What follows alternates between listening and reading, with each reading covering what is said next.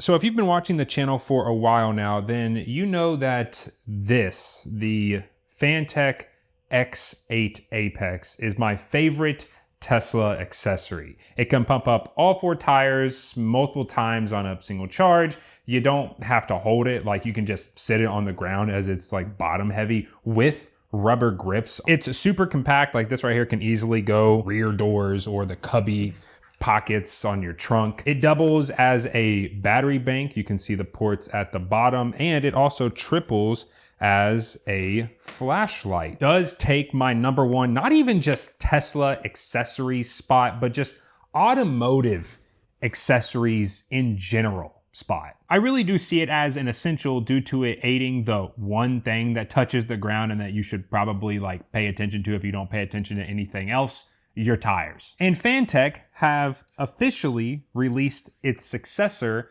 the X9 Apex, which fixed my only problem with the X8 while just making it even better. It's available on Amazon with Prime 1 to 2 day shipping, or maybe same day shipping if you have that in your area. I don't have that in my area. I hope I never get that in my area because I would be buying everything. And if you click the first link in the description and enter this code right here, you'll get over 25% off. I think it's technically 27% off for their Memorial Day sale, which actually makes it cheaper than what I paid for my X8 Apex over 3 years ago. Also, speaking of Memorial Day sale, Test Stuff's Memorial Day sale is now live. 20% off everything using code MEM2025. All other floor mats for the Model 3 Highland. Pre-orders are available for the Model Y Juniper. All of our legacy Model Y stuff, which is already on sale, but this makes it even cheaper. I'll have everything linked down below. Code MEM2025 for 20% off. This is actually tied for our biggest sale of the year, matching Black Friday is our Memorial Day sale. So just to kind of put it in perspective, this is the biggest sale that we run in the year. So first up, side by side, kind of just looking at them, you can immediately tell that they made a few changes while keeping it the same size and weight. It's technically like an extra 10 grams heavier. It being heavier actually helps with its stability on the ground while it's pumping up tires, and it's not so much heavier that you can actually feel a difference. So yeah, same compactness, all while actually upgrading the internals. Yes, this is not just a external aesthetic redesign. Inflate time has almost doubled compared to the X8. Fanttik states that the X9 Apex can go from 30 to 35 PSI in roughly 35 seconds versus the X8 at about 50 to 52 seconds, which of course I had to put to the test. I recently swapped back to my warp wheels, and after, them just kind of sitting in storage for the winter,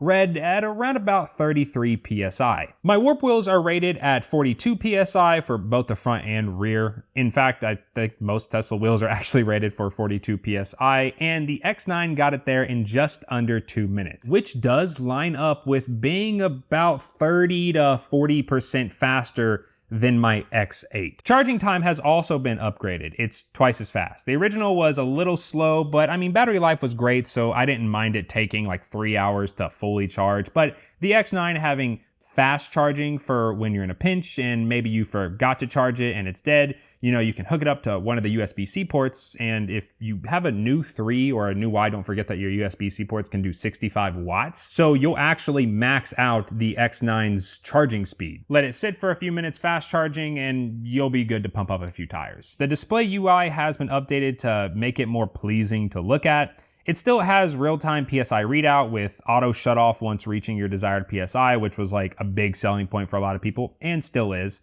Multiple modes you can cycle through, with a manual mode that can override to whatever PSI you want, and going as little as 3 all the way up to 150. Now, aside from the faster inflate time and charging time, the other big changes. First up, the bottom, as you can see, immediately there's a big difference. The USB ports are gone. If you're in a garage and it's clean, you probably don't care about setting this on the ground, but if you're out and about, the road's wet, the parking lot's wet, there's gunk, whatever it might be, you sit this down, you can get stuff up in here, and it kind of just became an annoyance. I never had it happen, but I did see some people complaining about that. Why would you put USB ports on the bottom? And they've fixed that. The USB ports are gone, and the indentation, like the indent, how it kind of goes in a little bit, isn't as big, and this is like all grip right through here, so it actually holds better on the ground.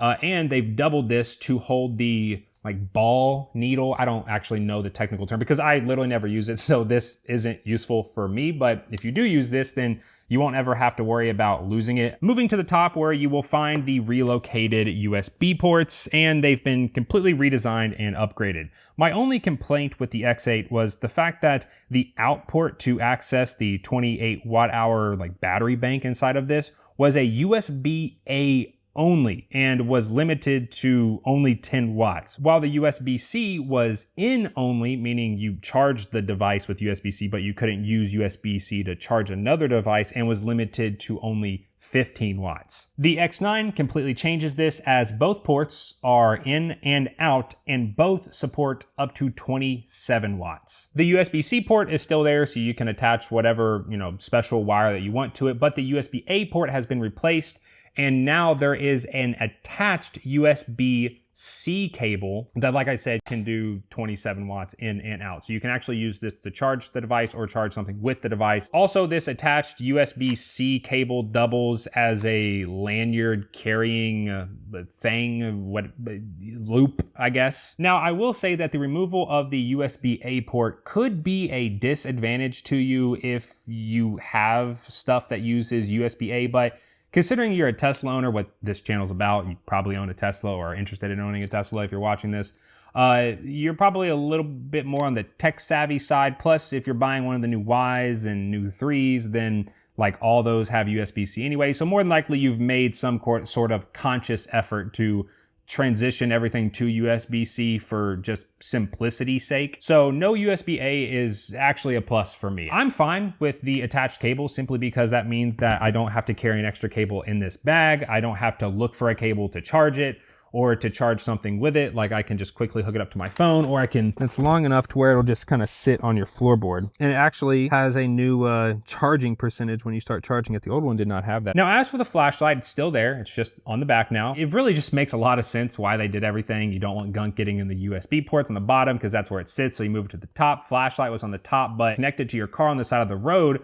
a light going out the top isn't really going to do anything. You kind of want a light going, toward traffic, I guess you could say. Yeah, all around a fantastic successor to the X8. I mean, it's a tire inflator. It's not really the most groundbreaking thing, but they stuck with the formula that worked, upgraded where upgrades needed to be made, and all around, I think it's worth the price after the discount. I mean, hell, like I said, I paid more for my X8 and I thought that was worth it. Like I said, I'll have it linked below on Amazon. If you do use that link, plus this discount code, you'll get 27% off, 1 to 2 day prime shipping. Now, if you already own the X8, should you go out and buy the X9? And well, to be honest with you, if you've been meaning to get a second tire inflator for like another car in your household, yeah, I would 100% get the X9 over the X8. I mean, the price difference is like $5, and I think the upgrades are definitely worth $5. But if not, I mean, maybe if you want to give your X9 to like your friend or something like that as, like a thing that you already had, you give to him as like a gift or something, then yeah, sure. But I mean, if not, like the X8 is, I think it's still just a testament to how good this thing was and still is, that now I wouldn't really worry about it. But if you are looking to get one, I would 100% get the X9 over the X8. The X9 will be taking a permanent spot in my side cubby. Actually, the new side cubby that's in the new 3s, the one on the right side. That's where I've been putting my inflator now. It just kind of just sat in there. Also, something I thought was pretty cool, Fanttik is now the official, or like one of the official sponsors of the UFC. I was at a buddy's house watching a fight, and I did the whole like Once Upon a Time in Hollywood meme where he's like, I was like, hey, I work with them. But yeah, thank you all so much for watching. Let me know your thoughts on the X9 down below, or if you have an X8, how have you been liking it? Are you gonna upgrade to the X9? Are you gonna give the X8 to your dad, your mom, and then get the new X9 for yourself? If you are new around here and you want to see more Tesla related stuff in your YouTube feed, then feel free to subscribe, and I will see you all in the next one. I actually saw someone tweet this out the other day, that the bucket seats in the Plaids and Performances were starting to squeak. And there's like this little thing you got to oil up underneath of it. I'm going to try that and see if that stops the squeaking.